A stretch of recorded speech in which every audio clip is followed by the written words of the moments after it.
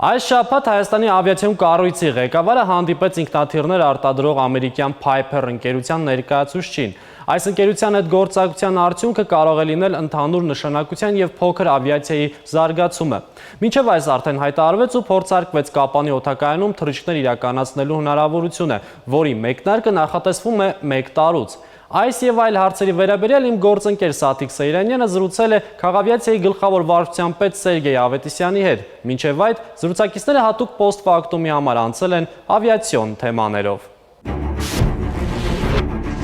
Պարոն Ավետիսյան, 2013 թվականին, երբ Հայաստանի կառավարությունը որդեգրեց բաց երկնքի քաղաքականությունը, հիմնական նպատակն էր, որպեսզի մրցակցության արդյունքում էժանանան ավիատոմսերը, էժանացան։ Այո։ Դուք համաձայն եք, որ եվրոպական ուղղություններով Թբիլիսիից ավելի էժան են ավիատոմսերը, քան Հայաստանը։ Որոշ դեպքերում այո։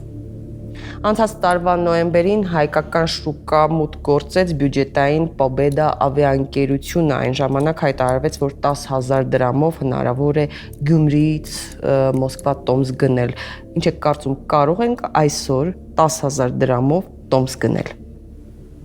Այո։ Ոչ վաղվա համար։